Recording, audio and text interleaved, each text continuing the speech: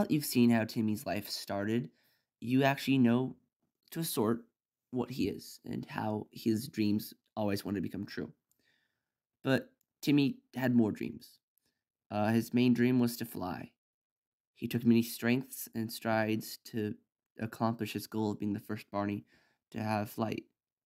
Today we're going to be exploring all the different things and steps Timmy took to fly.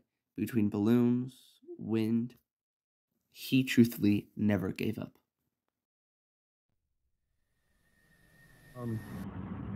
I remember sometimes on windy days, Keaton would bring balloons, and we would see if we could fly Timmy the Barney. And sometimes it went good, sometimes it didn't. But overall, it was really fun. It was kind of the day that Timmy saw everything from a different perspective, and I feel like that also changed our perspective of school, of everything. It was good days, good days.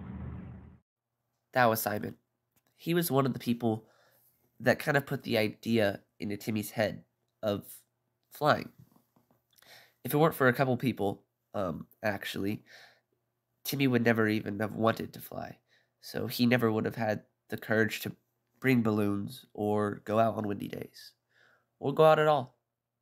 But all of that is because of nutrition break, which was 10 minutes we had in the middle of English class.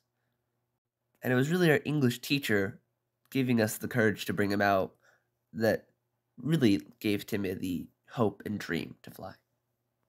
Thank you. What do you remember about the Timmy times? Okay, so I remember that there were a lot of times during nutrition break that we would go out there and there would be like this weird flimsy kite thing that would be flown, and we'd like fling it up into the air and then it would like softly fall down. And I think also it was stored in another classroom, not sure about that, but yeah, it brought some life to nutrition break for sure. Yes, his name was Timmy, as you most likely know. Yes. But we tried to fly him out. We'd get balloons and we'd take him out. And Yes. Let him soar. And on windy days, we could actually get him to go pretty far. It's pretty nice. Yes. Yeah, I saw that. Do you still have flying Timmy? Well, we don't have balloons attached to him right now, but he is still constructed. Okay. Good. I'm glad to know he's coming back. Yes, he probably will make a debut before the end of this year. Okay. Mrs. Rowley was our English teacher in 8th grade who we had nutrition break in her class. And we would take Timmy out, as she said, and do all that stuff to let him fly. But it was hard to have Timmy because how big he became with all of his extensions and the balloons. So it was hard to store him in one classroom. So as she said, we did have to take her to another class. We'll find out whose classroom that was later on. But for now, this is Mrs. McDougall, who watched the balloons come in the first time they did. Hi, Mrs. McDougall. Would you like to explain your position here at Lincoln? Oh, well, yes. I sit at the front desk, and I am the attendance secretary here at Lincoln Middle School. Do you need more details than that? I think that works. What do you remember about Timmy in the war? About Timmy? Is Timmy the one who brought the balloons into the school on the day that I was like, wait, what's going on here? There's like 37 balloons just coming in the door. And that's unacceptable. So I had to stop Timmy and tell him stop. And then I heard why Timmy was bringing in the 37 balloons, and then we allowed it. Yeah, if it's for a flight, then it should be allowed. I agreed. So all was right. Yes.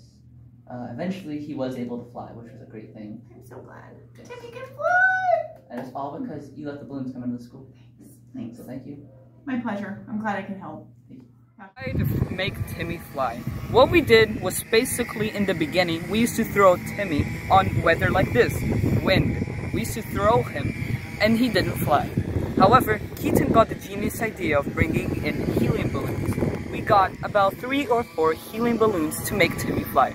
We had a lot of success and a lot of failures, but it really showed how Timmy could do anything. As Oliver stated, it was helium balloons that really got Timmy to fly. There were other types, but the main things that let him soar were the helium balloons from Dollar Tree. Dollar Tree was the source of most of the things that added to Timmy. His new tail, after it got ripped off, his new wings. Lots of things came from the dollar store that really helped Timmy grow. To conclude this episode, let's talk to Miss Robertson, the 6th grade English teacher who held Timmy during the days of the flight. Thank you for coming to be on the documentary. So, what role did you play during the war? Sure, Keaton. Thank you. Well, during my time here, I'm a 6th grade ELA teacher, as you know, and you would often bring Timmy down, and Timmy got to stay in my classroom. I had a special spot for Timmy. They like to specifically sit up in the corner over there, overlook the class.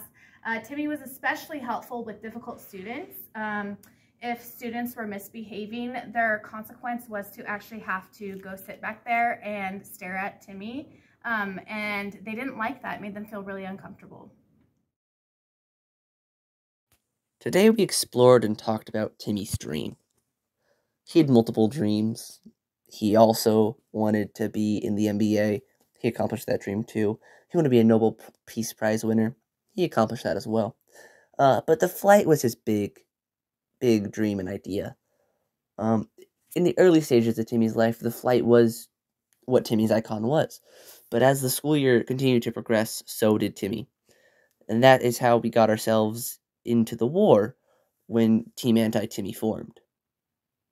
Next week, we're going to talk about Team Anti-Timmy, their leader, their members, and how they tried to take over Timmy forever.